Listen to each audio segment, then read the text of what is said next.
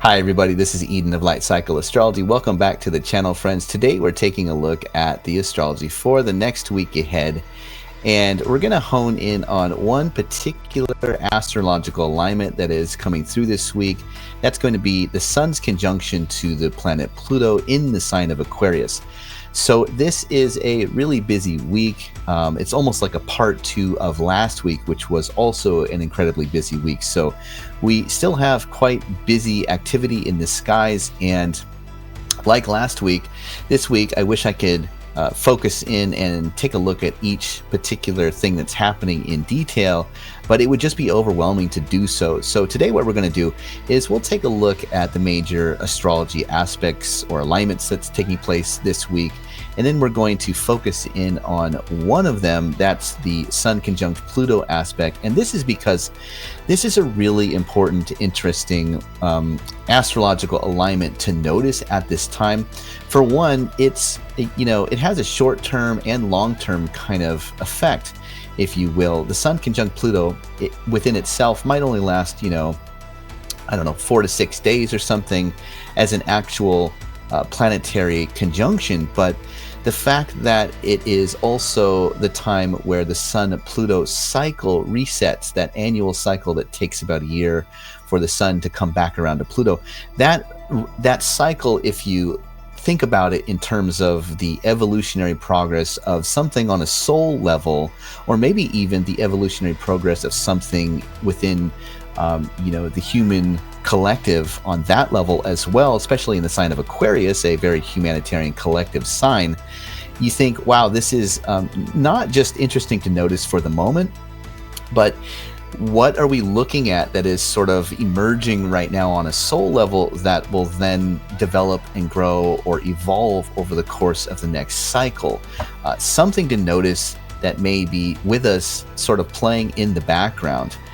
Almost, I thought of like the analogy of listening to a symphony and then picking out one note that is really interesting and sort of focusing in on that one particular note and trying to understand how that makes you feel or how that's affecting you in a particular way, right? So that's sort of what we're doing with this Pluto Sun aspect. Some of the other astrology this week might be slightly more louder, but I think this one has that long-term thing to it that is really of note, and maybe a good resource down the road too as well. So that's what we're going to do today. We will pull up the real-time clock here in a moment. Before we do, though, don't forget to like, share, subscribe if you're new to the channel. That helps the algorithm to grow the channel. I appreciate that as well. You can always leave comments.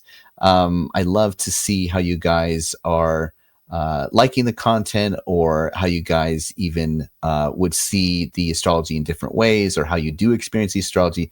That's always my favorite thing about the channel, is to see, how other people are noticing the astrology, and it feels great to learn, not just from my own way of thinking about things, but how you guys think about things as well. So you can always find me at lightcycleastrology.com if you're interested in getting a reading from me.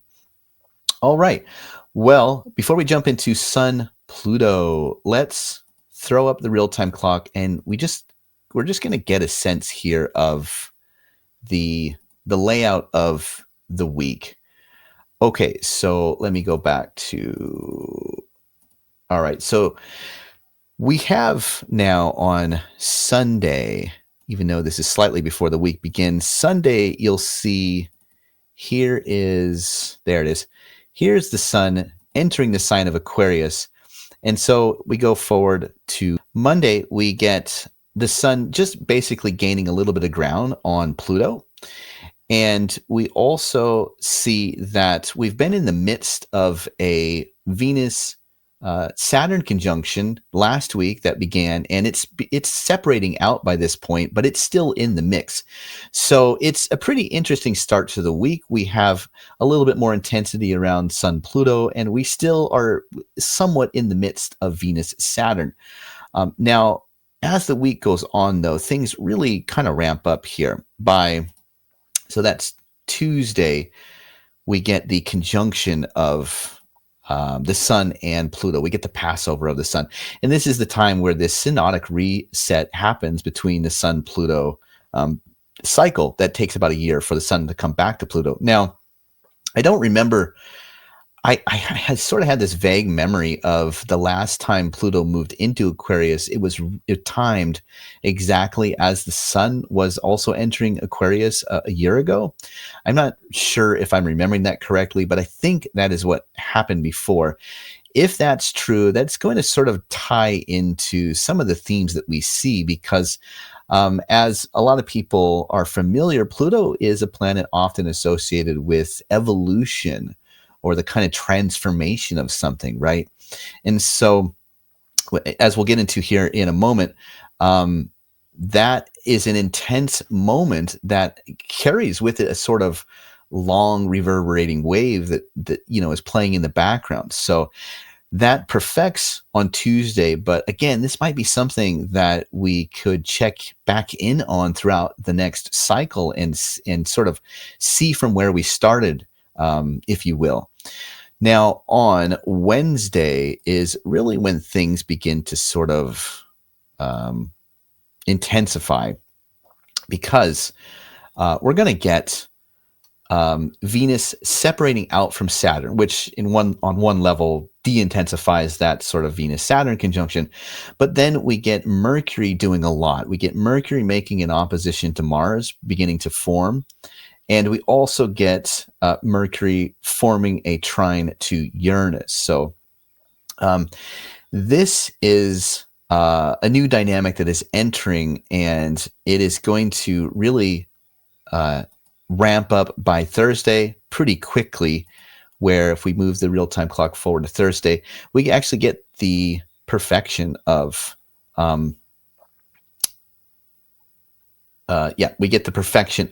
Mercury making that opposition to Mars and perfecting a trine to Uranus. So this happens pretty quickly.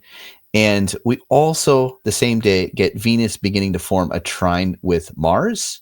And we get the Sun gaining a little bit of separation away from Pluto, walking outside of that 3-degree range of engagement to Pluto. But just because we're not really talking about the Mercury oppose Mars aspect today, or like the Venus trine Mars aspect today, let's just think about this for a second. We now have Mercury, right, underneath the beams of the Sun. Mercury has traveled within 15 degrees of the Sun, which means that Mercury is now invisible and sort of walking into the metaphorical underworld under the beams of the Sun.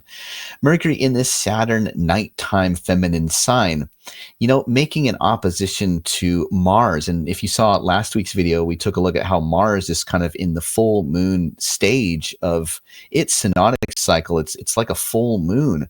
I actually saw it as I was driving really early a couple of days ago. I looked up, and without the moon being in the sky full, there was Mars just really, really bright.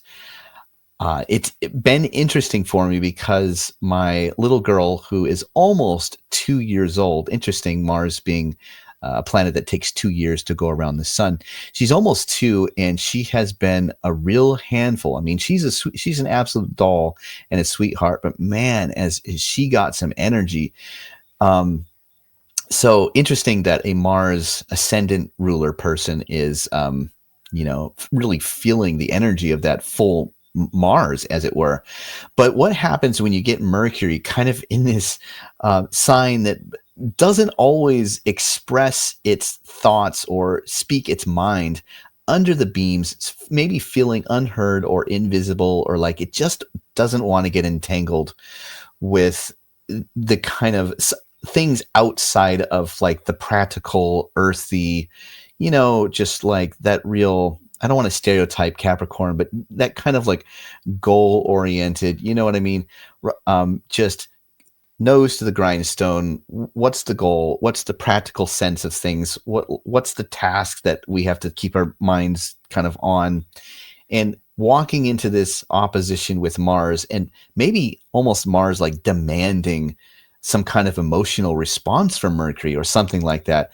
And I could feel the tension where Mercury is like I don't want to talk about it. And Mars is like, yeah, but you're not responding to the needs of the situation, or something like that. Now, one saving grace perhaps is that if tension comes in something like an argument or whatever, not that I'm saying that everybody's going to be fighting like cats and dogs, but let's say that there is an argument that happens. Mercury's trine to Uranus might provide a kind of escape route out for Mercury, maybe able to offer some kind of interesting, unique solution or something that helps, alleviate maybe some of the tension. So that's an interesting dynamic. It's hard to say exactly how that could play out, but you get Mercury maybe trying to escape through Uranus and find a little bit of, an escape hatch, feeling the pressure of both the sun, the beams of the sun, and Mars's opposition. That's interesting how that could play out, but that is ramping up on Thursday as those angles perfect. And then Venus is kind of another saving grace that really, hopefully, will soothe some of the more harsher aspects. Like, for example, Venus in the sign of Pisces, exalted, this very romantic, open-hearted, generous Jupiter sign that often, is very intuitive and sensitive and empathetic, right? A very empathetic sign, making a trine to Mars. Venus might be giving Mars some much needed empathy. One thing that also is happening at the same time, though, in the mix is you can see here is the moon in Scorpio, the sign of the moon's fall, making an opposition to Uranus. So for me, that feels a little bit like getting slapped in the face, and being like, whoa, where did that come from? Or, some surprising turn of circumstances or fortune, maybe even some misfortune, and misfortune in the way of like, it doesn't have to be anything big. It could be some regular everyday kind of misfortune, like, I don't know, banging your toe or having to take your car into the repair shop or something like that, right? But that contact with Uranus clearly suggests that maybe it comes out of nowhere on some level or something like that. So you really do see things just pulling every which direction on Thursday. Something, some things mitigating, maybe providing some soothingness, and other things sort of maybe almost being really demanding. Now, as the week goes on, though, I think it shapes up into a much calmer week. We get on Saturday, we get the moon real early on Saturday, depending on where you are. The moon is going to form an opposition to Jupiter in the sign of Sagittarius. So that's really good. The moon moves out of this more challenging sign in Scorpio, moves into better dignity in Sagittarius, and then makes an opposition to its host ruler, Jupiter, a benefic planet, which may suggest that there is some kind of hope or redemption that takes place. And then you get Mercury is going to be separating away from the opposition to Mars and away from that trine to Uranus, so things maybe calm down on that front a little bit. And then Venus is going to perfect that sympathetic or empathetic, high-ranking trine to Mars, which is maybe really softening Mars's, potentially boiling emotions or something like that. So I feel like as the week goes on, things really calm down quite a bit. Now, even though this is outside of the purview of looking at just the week ahead here, just so you're not left with a cliffhanger, as the following Monday after this rolls around, we are going to see that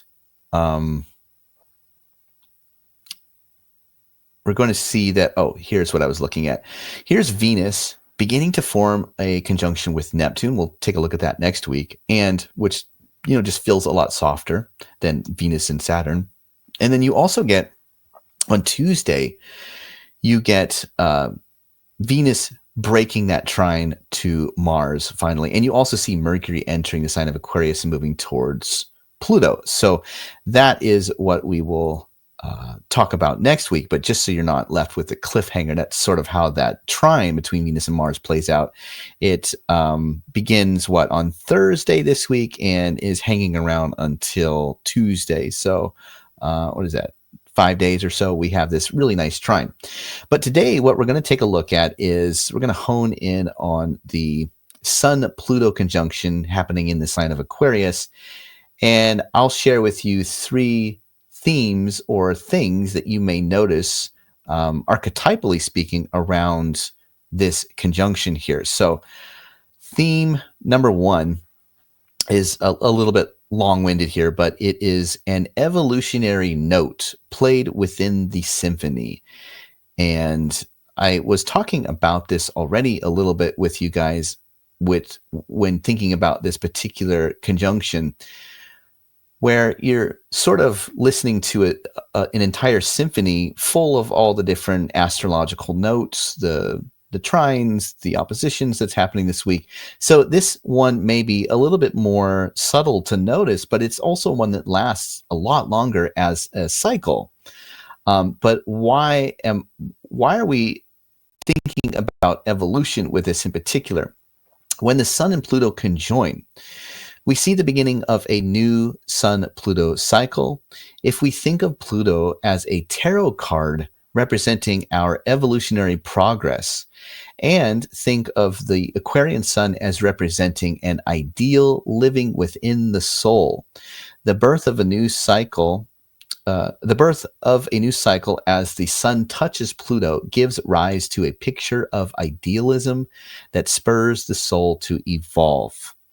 This perfect thought image arises from the soul at this time and stretches out over the course of the cycle to develop in the next year around this emerging image. Think of hearing just one note played in a symphony among all the other astrological notes being played. This one note is playing out over the next year and perhaps beyond, even if it levels up at the time of the next Sun-Pluto conjunction, maybe. Likewise, this conjunction may be the leveling up of the previous Sun-Pluto conjunction, now representing an evolutionary leveling up, I guess you could say, of the last conjunction. For example, since Pluto has been dipping his toes into Aquarius, we've seen the rise of AI. Now that Pluto is firmly planted in Aquarius for the next 20 years, it would not surprise me at all if AI is somehow incorporated more firmly into our daily lives, much like we saw like the smartphone, almost a decade ago.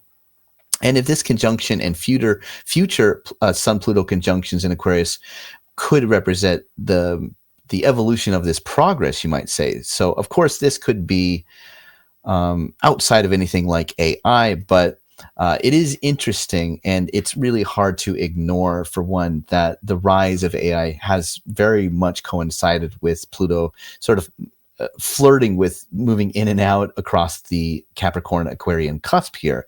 A lot of astrologers have already talked about this, so I won't go into it myself, but suffice it to say that, like, on a broad level within the context of humanity writ large, it makes a lot of sense. When do we see the advent of new technology becoming incorporated more and more, or like rooted more and more in our daily existence? We've already seen a lot of this happen, but you can imagine how some of us might in the next year really be getting to incorporate a kind of technology. Why technology in Aquarius? Well, simply because partly this is from the context of ancient astrology. This is a Saturn-ruled sign, and Saturn has this connection with things that are of the world in a fractured, multivalent way.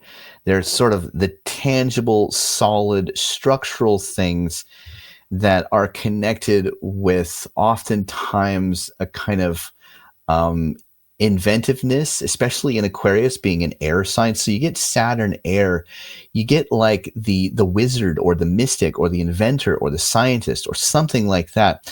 Also, Saturn is kind of connected with that falsehood that can sometimes present itself as a reality. There's this trick with the Saturn mirror where sometimes something is true while simultaneously being artificial. Um, it depends on how you view reality, right? It's sort of relative from your perspective on reality. It's sort of like, do you view reality glass half full or more pessimistically glass half empty? So Saturn can have this weird, almost psychedelic way of showing us something real that can also be very fake at the same time. So that's why when you see Pluto moving into a sign like this, an air Saturn sign, you do often get the symbolism for artificial intelligence, right? It's something that it's intelligent, it's mental, it's airy, but it's also real, it's also here, but it's not fully, like, I don't know, it's not fully, it's artificial. It's an artificial flavor, it's an artificial intelligence, it's a synthetic, it's something like that, man-made perhaps. So you get these qualities coming in, but outside of anything like that, let's just say that on a soul level, let's describe it like this: the Sun Pluto come together in Aquarius. The Sun is going to be in Aquarius. The other side of that Saturn solar dynamic is going to represent a kind of perfect or ideal image that rises up from the soul. Adam Ellenboss talks about this at length in many of his videos and in his courses. So definitely this is an idea that has inspired me to think about this particular theme. But you think about the ideals that are sort of with us as we come in to our bodies as an incarnation that the soul is dwelling in. And they're sort of packed with these images, but they arise at different times. So, for instance, could this be a time where you're having an inborn ideal, some perfect picture about something? And is this the time, for instance, where the Sun touches Pluto and there's an image that comes out and it has this ideal, perfect quality to it? That's the aspiring ideal. Like if people with strong Aquarian placements, you'll often something that's often things that they think about are these progressive ideal images, like the world would be best if it was done this way, and there's like this progressive march towards, well, this is the perfect ideal that should be happening in the world. They're very keen to sort of see how things could be more perfect like that. So Aquarius is a very idealistic kind of sign. And what ideals will take on a cycle of evolution that somehow over the long haul evolve us, right? That's kind of on the soul level what I'm trying to get at. So that's theme number one, is sort of noticing that there may be a note within the symphony right now that is sort of about a kind of soul evolution, which also may be very much connected with things within humanity writ large regarding technology or artificial intelligence or what have you. But those are just examples of more tangible ways that you could see this. Anyway, okay, let's go on to theme number two here, and that is going to be what I'm calling power to the people. Why? Another way we often see Sun-Pluto themes mirroring events is the typical theme around power struggles between solar figures, like, say, a boss or anyone holding authority over you.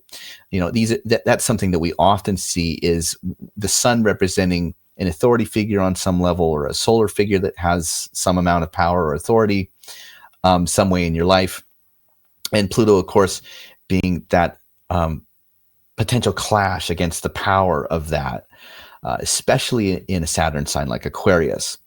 Another form of this same thing happens when people take up the mantle of a solar figure that fights or defies the system, for instance. Being that the sign Aquarius stands in opposition to the Sun's domicile sign of Leo, right? You have Aquarius in direct opposition to Leo. Leo is the Sun's natural domicile. Aquarius is a sign that naturally opposes, by its very nature, it opposes solar archetypal things on some level. So there's a propensity to just naturally go against solar things on some level. Sometimes we get themes around how humanity as a collective opposes the authority of the one. With Pluto now in Aquarius touching the sun, this theme may be amplified or intensified as a power struggle against a center authority where we can get swept up in advocating for a certain ideal or rebellion that questions a form of authority, especially if we have an opposing ideological different opinion of it, right? Now, I don't really like to talk about politics on the channel because it's just so divisive. I have my own, I have my own preferences and political views and all of that, and I'm not really shy to talk about them. But this channel is about astrology, so I try to just, refrain and keep it out of it. But one thing that you just can't miss that's happening early in this week is we're getting the inauguration of the incoming president, right? President Donald Trump is getting inaugurated right as this aspect is perfecting. So this, not that I want to bring that to your attention so much as I want you to see how the archetypal tensions of the moment are really mirroring some of these things that is happening this week.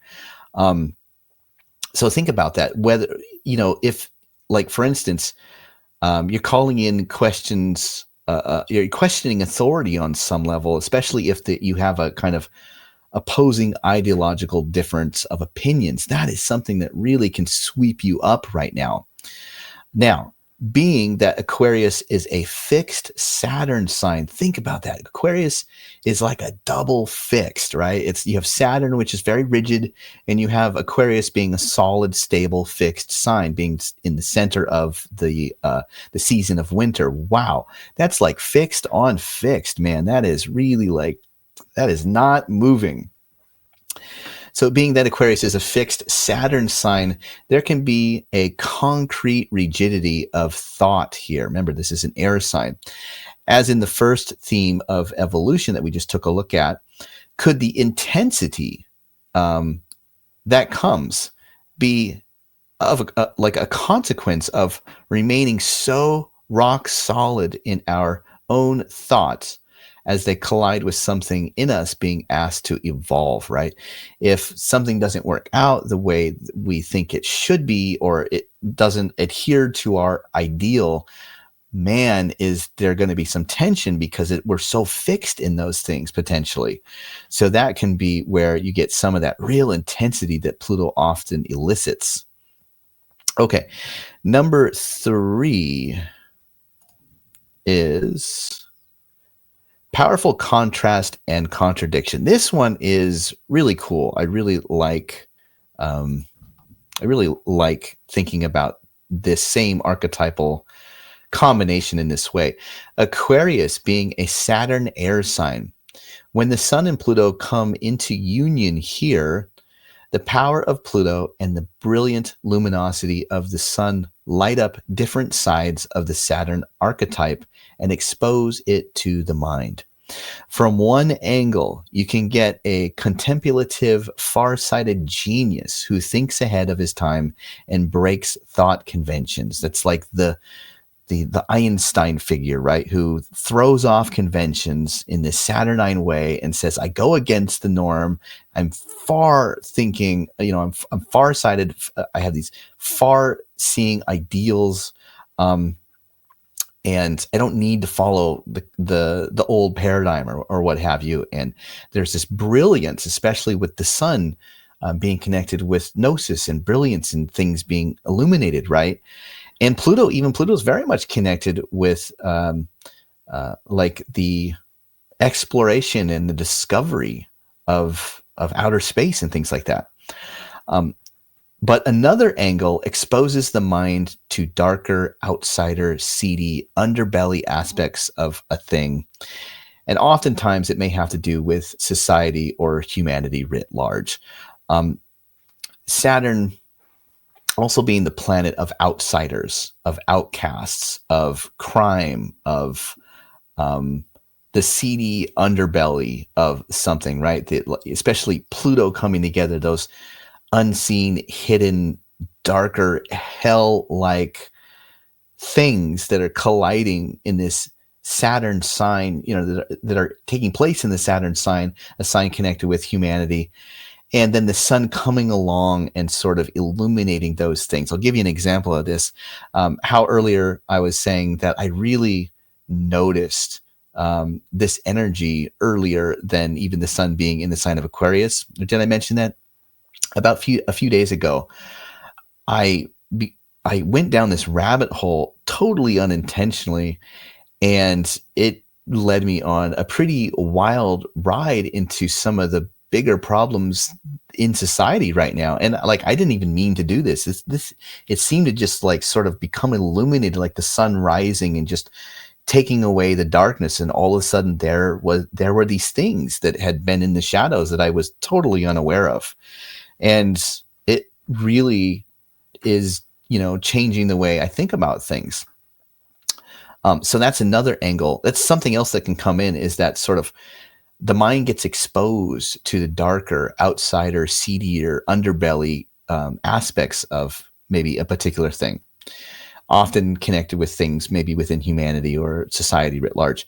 Okay, yet another turn of this archetype, and you arrive at the contradictive, rigid authoritarian that upholds tradition while simultaneously advocating in the name of progress. This is a maddening populism that is often found quite naturally here in Aquarius.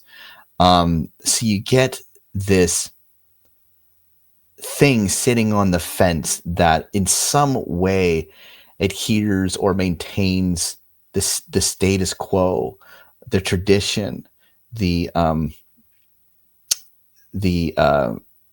thing that has been institutionalized, but while at the same time advocating for almost, or like contradicting itself and advocating for something that throws off convention and is progressive. It's maddening. This kind of contrast between the extreme light of the sun and the extreme dark of not only Pluto, but Aquarius as a sign that is held within the dark winter months, right? So there is just this real powerful contrast between light and dark, and it has a very contradictory. I'm looking back, and I'm also looking forward, and there's like a mix of those things. So, wow, this maddening populism is found quite naturally here. This rich archetypal combination gives you both Einstein and Michael Schellenberger, the author of San Francisco.